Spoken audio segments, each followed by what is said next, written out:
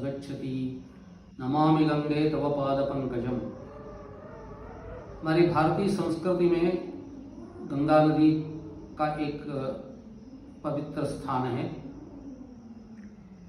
गंगा नदी का अवतरण का दिन ज्येष्ठ शुक्ल दशमी के दिन मनाया जाता है। हमारे भारतीय संस्कृति में, हमारे भारतीय पंचांग में हर दिन एक ना एक त्योहार पर्व होते ही रहते हैं।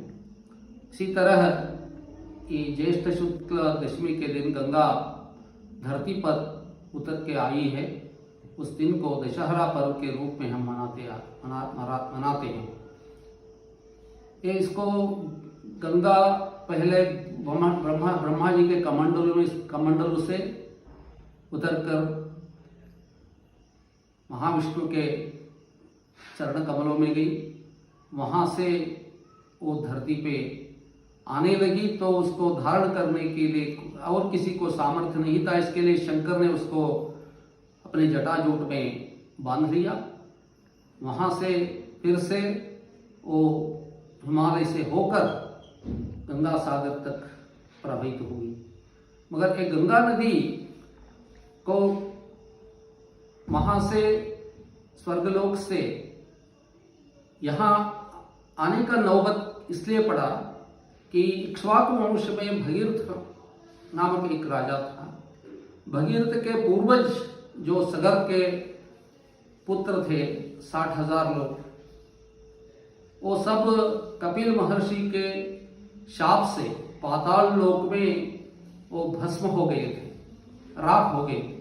उनको उद्धार करने के लिए गंगा धरती पर उतरना आवश्यक था। मगर भगीरथ के पहले के कई राज प्रयत्न किया तो वह नहीं हो सका था। मगर भगीरथ ने प्रयत्न करके पहले ब्रह्मा जी की तपस्या की, उसको प्रसन्न किया। बाद में वो गंगा छोड़ने के बाद वो विष्णु के पदतल पे चरण कमल पे आई गंगा। वहां फिर से विष्णु की तपस्या की। विष्णु ने जब छोड़ा तो उसको धारण करने के लिए और कोई नहीं था, इसलिए शंकर जी को ही वो प्रार्थना करनी थी।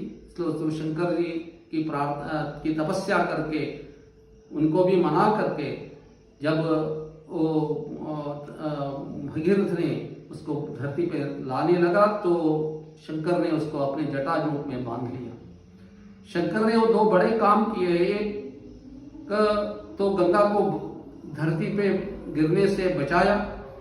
जब अगर वो गंगा अपने ही वेग से धरती पर गिरती तो समस्त ब्रह्मांड नाश होता था। उसी तरह समुद्र मंथन के समय में वो कालकूट विष जो जब ऊपर आया तो उसको भी पिया। वो मीठा है करके नहीं पिया, वो गंगा पवित्र है करके नहीं धारण किया। ये दोनों काम अभय दीक्षित जी वर्णन करते हैं अपने स्तोत्र में। ये दोनों काम और किसी से नहीं हो सकते थे, इसलिए शंकर जी ने उसको अपने जटाजूट में बांध लिया। उसको बाद में जटाजूट उनको तपस्या करके उसको धरती पर उतरने के लिए मना लिया भरत जी ने, भगीरथ जी ने। बाद में वो जब आने लगी, प्रवाहित होकर आती रही, जब आ रही थी, तब जन्म महर्षि की आश्रम से होते हुए जब आ रही थी तो उसको डुबा दिया। तो वो क्रोधित होकर उसको प्राशन किया। फिर से उसको भी प्रार्थना करके उनको वो गंगा को वहां से लाके गंगा सागर तक ले आया। और जो पाताल लोक में उनके पितर पूर्वज थे, सगर के पुत्र, उनके राख पर उसको प्रवाहित किया। तब उन सब लोगों का उद्धार हो गया। इसलिए इस तरह गंगा जब जिस दिन इस धरती पर उतरी, गंगा अवतरण हुआ, उस दिन को हम दशहरा पर्व के रूप में मनाते हैं। अभी दशहरा इसलिए कहते हैं कि 10 विध पापों का नाश करती है। पहले तो चोरी करना एक शारीरिक पाप है। शारीरिक 3 पाप है। चोरी करना एक है, अदत्तानां उपादानम, हिंसा चैव अविधानितः, दूसरों को पीड़ा देना, शारीरिक मानसिक पीड़ा देना, और दूसरा है, और तीसरा पाप जो है वो परदारोप सेवा, दूसरी की धर्मपत्नी के साथ व्यभिचार करना। ये 3 विध जो पाप है ये शारीरिक पाप हैं। ये 3 विध पापों का नाश गंगा करती है। और उसी तरह 4 विध वाचिक पाप है, यानी वाणी के अपराध है। पहला जो है पारुष्य है, दूसरों को कठिन वचन बोलना, ताना मारना, तंग, ऐसे जो टॉन्ट कसना जो बोलते हैं, ये पारुष्य में आते हैं। और असत्य बोलना, झूठ बोलना दूसरा है। तीसरा है पैशून्य है, चुगली खाना और दूसरों में कलह उत्पन्न करना, ये तीसरा है। और चौथा पाप है असंबद्ध प्रलाप। असंबद्ध प्रलाप जो प्रसंग एक है और बोलने का एक है, जो प्रसंगानुसार बोलना चाहिए, सही समय पे सभी संदर्भ में सही वाक्य बोलना, ये मगर वो इसका विपरीत जो है वो असंबद्ध प्रलाप हो सकता है। तो ये चौथा पाप वाचिक पाप है, असंबद्ध प्रलाप। एक इसके अलावा मानसिक 3 पाप है, परद्रव्येषु अभिध्यानम, मनसा निष्ठ चिंतनम, वितथाभिनिवेशश्च, मानसम त्रिविधम स्मृतम। ऐसा मानसिक 3 जो पाप हैं उनमें पहला है दूसरों की संपत्ति को जैसे हरण करना, ये इसके लिए मन में सोचना। और मनसा निष्ठ चिंतन, दूसरों के बारे में बुरा सोचना।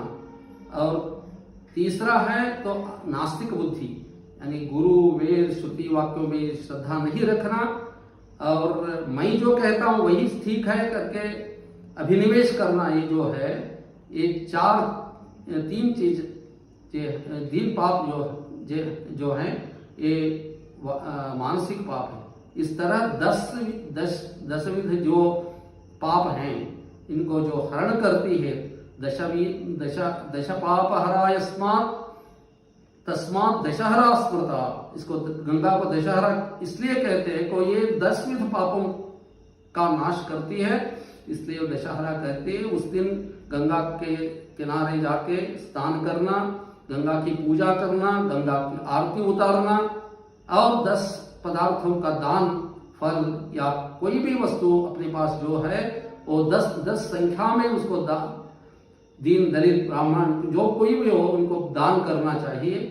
इससे मानव के सभी सब प्रकार के पाप नष्ट होकर वो पवित्र हो जाएगा और को स्वर्ग की प्राप्ति होगी। इसके लिए गंगा के केवल नहाने से नहीं, उसका गंगा गंगेति योजनानां शतेरपि, जो योजन शक्ति दूर पे रहकर भी गंगा का स्मरण करने से भी उसके सभी पाप नष्ट होके वो विष्णु लोक में जाए, विष्णु लोकम स गच्छति करके शास्त्र में बताया गया है। इसलिए इस दिन अपने घर में रहकर गंगा की पूजा करना चाहिए। गंगा की अभी तो हम गंगा को अपवित्र कर रहे हैं, केवल उसको गंगा मैया करके पुकारने से काम नहीं चलेगा। वो जो पवित्र है गंगा नदी, उस गंगा नदी के पवित्र को अक्षुण्ण रखना हमारा सबका आद्य कर्तव्य है। इसलिए भारत सरकार ने एक योजना हाथ में ली है, नमामि गंगे। उसके अंतर्गत अभी तो उसको शुद्धिकरण का काम चल रहा है, मगर हम सबका दायित्व है कि गंगा मैली न हो जाए और गंगा का पवित्र अक्षुण्ण रहे।